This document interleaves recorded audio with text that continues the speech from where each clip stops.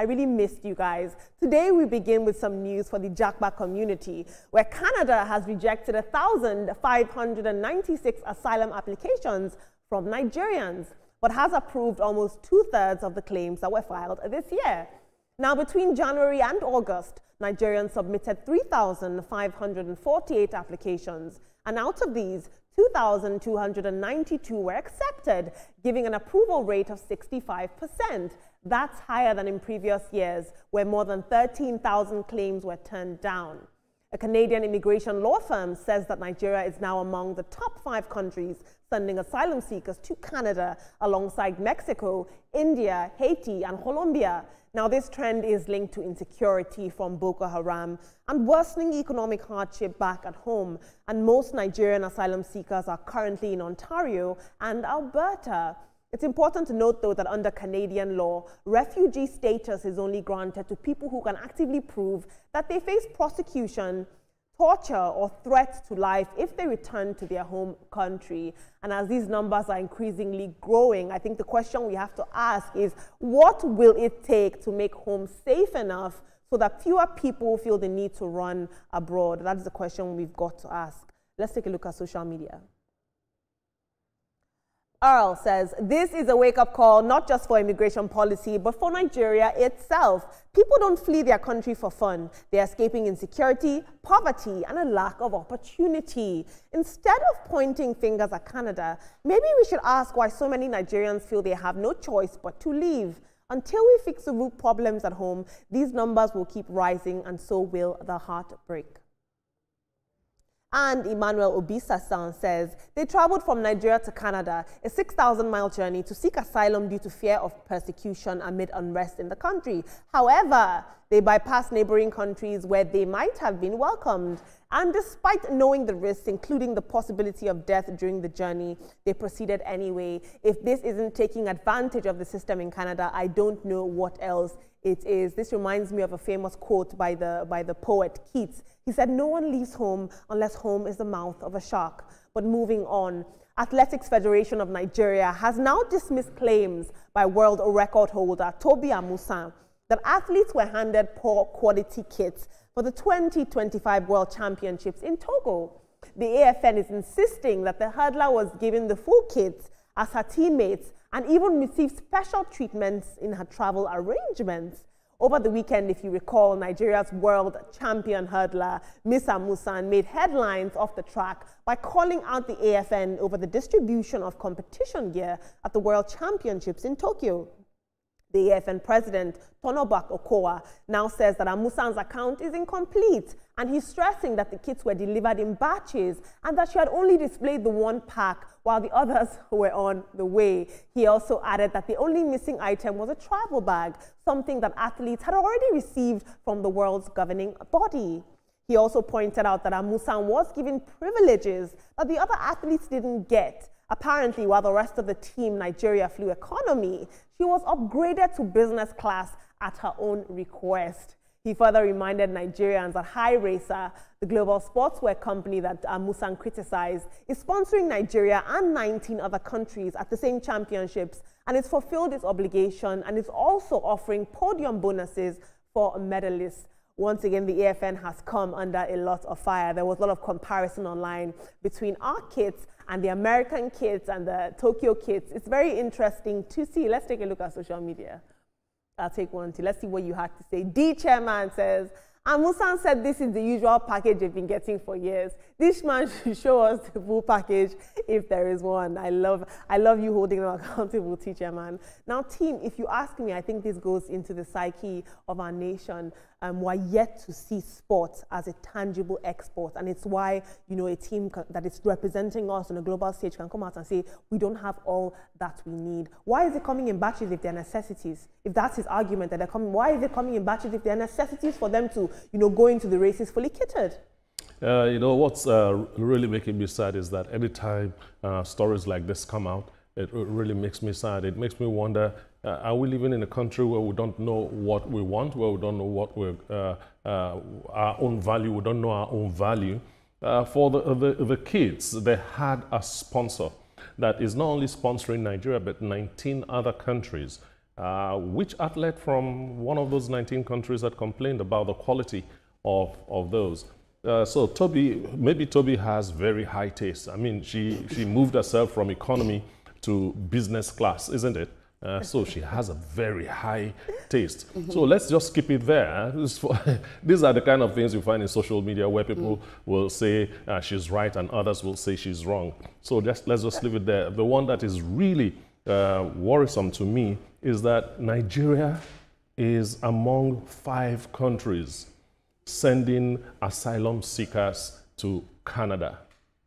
The Nigerian government has to take care of the security situation in Nigeria very fast and grow the economy. All right, I know, first of all, I'll start with, I don't have any problem in her having high taste. I would upgrade to business class any day, anytime. Comfort is first for me. But that's not even where I want to touch. I want to touch about, you know, there's this trend, Olamide, and when I say this, oftentimes I get bashed on social media when I say, you do not need to leave Nigeria to prosper. Or you to just have this mentality of the jackpot, the jackpot, the jackpot. I want to go to Canada, I want to go to America, I want to go to UK. We just feel like the grass is greener on the other side. And trust me, sometimes, Olamide, that grass is not green at all. Anything that will make you leave Nigeria, you just want to do it. We understand that there are hardships and all of that in Nigeria, but I need people to also understand that Nigeria is the land of milk and honey. If you're able to, you know, work hard and access that milk and honey, if you're a rich man in Nigeria, you can be a rich person anywhere. So I feel like we just need to stop. When I hear stories of migration, this, that, Canada rejected it, that, it just hurts me because I feel like we are sitting on gold and we do not understand it. We feel like until we travel out before we make it, but people are making it in Nigeria. Yes, correct. I know a handful of people who also applied to Canada, you know, for JAPA, and these are people that have 3 houses, 3 cars, and they're thriving with their family, and then they just want to go to Canada. They just want to be there because they feel that, you know, some of their family members who are in Canada are also earning big. They're making more money. And thank God, I said, thank God they didn't give you the visa because you were asking for asylum, which is something bad. I do not consider it anything good for your caliber because you're earning big, you're earning well in Nigeria. So why are you asking or seeking asylum? And a whole lot of people filed for asylum when there is no problem. Imagine someone filing for asylum, you know, you are in Lagos and you're saying there's threat to your life, there's Boko Haram that wants to kill you and all of that, and then you tune to one of the international media. A reporter will be reporting from Abuja or reporting from Lagos, and they will put it, the caption will be Nigeria unrest. And you'll be like, the entire Nigeria is in flames whenever issues are happening inside, you know, Sambisa Forest and all of that. So we should think first, you know, do not think that the grass is greener on the other side. Canada, UK, US, name all of these countries, they have their own problems that they are facing. A whole lot of people are being killed over there in terms of insecurity. They also have it. But they only chose to show us the good side of their own news. But we always choose to show them the bad side of their own news. Whenever they show Africa, they always go to the villages, go to places, IDPs, and then they are telling this, the Nigerian story or the African story. For Toby Amushon, I think there is truth to every rumor. If she's not comfortable with some things and then she's complaining, then we need to do proper investigation. Show us the correct, you know, what's it called, materials, all of the things that they need there. Let us see the way it actually is vis-a-vis that of Toby Amushon. So that will stop all these, you know, forth and back. Lamde, can I say something quickly? Absolutely. You know, talking about this immigration as well. You know, oftentimes, like Ibrahim is saying, that we hear people that are doing really well trying to leave because they feel like Nigeria is not safe. You look at the headlines that some of the journalists put sometimes, you know, and you're wondering what is going on. So I feel like that's something we also need to work on, selling Nigeria the right way. You know, when we see some things like these things happen in so many places, but they do not tell the bad things. But we always want to push the bad things out, and it's not helping us. Absolutely, Tima. I completely agree with you. On the other hand, I do have to say that we must be careful not to be dismissive of the realities on ground. It's one thing to talk about the reportage surrounding immigration. It's one thing to talk about these people are capitalizing on the fact that there was some insecurity in Nigeria a few years ago, but there are hard realities on ground that affect our quality of life, and that is what the youth are trying to run away from. But I'll take some more stories. Now, with the rising cost of meat, fish, and eggs stretching all our household budgets, nutritionists are now urging Nigerians to return to cheaper traditional sources of protein. Options like beans, crayfish, snails, and even edible insects that were once common in our local diets are now being recommended by Nigerian nutritionists as affordable substitutes that can help families meet their nutritional needs. The experts say that these alternatives are not only rich in protein, but also culturally rooted, even though many younger Nigerians have now drifted away from such practices. But with food inflation at record highs, going back to these sources may be the practical solution to preventing malnutrition and diet-related illnesses. These warnings, of course, come against a grim backdrop of data because surveys show that 40% of Nigerian children under 5 are stunted, 27% of them are underweight, while nearly 80% of the population faces some form of food insecurity. As one nutritionist put it, embracing local protein sources may be the difference between hunger and health for millions. What do you say, guys? Are we going to be chewing up caterpillars and cockroaches very soon? Don't kill those wall geckos at home. Let's take a look at social media. Wonderlaw says, are Nigerians frogs? Only frogs eat insects. Jesus Christ. Prophet Speak says, the Bible does not support humans eating them, and all that have not fins and scales in the seas and in the rivers, of all that move in the waters, they shall be an abomination. You people like meat. But scripture doesn't bend for inflation, and holiness still costs. Interesting angle. But moving on into some entertainment news, where the federal government is celebrating celebrity chef Hilda Baci's daring attempt to cook the world's largest pot of jollof rice.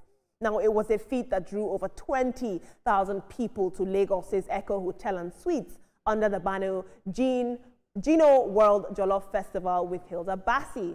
Now, of course, it was a fun and electrifying spectacle, but it had its own hiccups. Firstly, the massive pot caved in during the weighing process as cranes strained under its big size, and it sparked a lot of safety concerns. But still, thousands of portions were served, and as at yesterday, rice was still being shared on the streets of Lagos.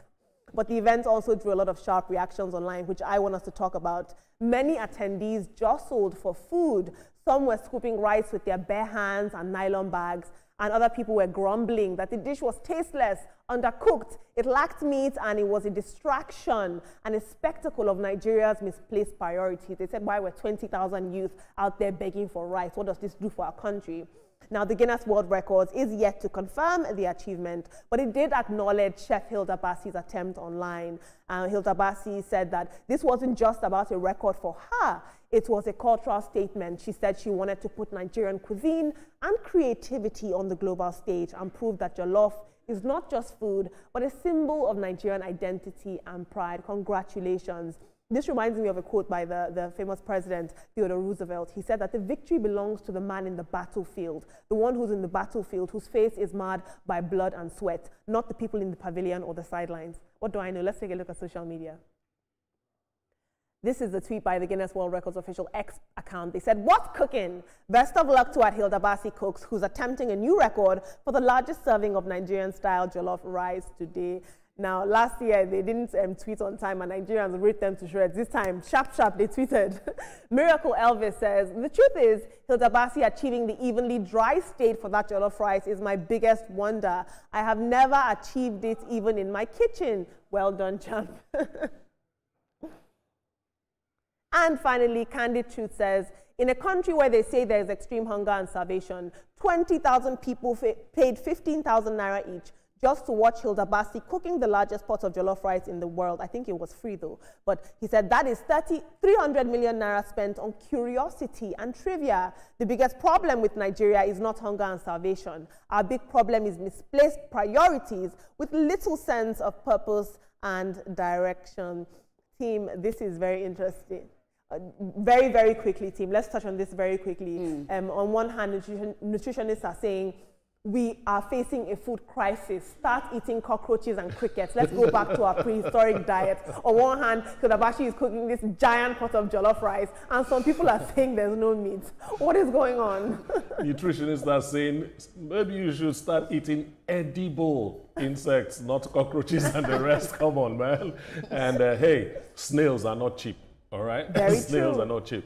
Yes, protein in food is really, really expensive, and people are looking at other alternatives. There are insects that we enjoy in Nigeria, like termites, for example. And caterpillars. There's this other one called the palm tree worm. It's also very edible, and people really enjoy it. It's packed rich with protein and so on. Yeah.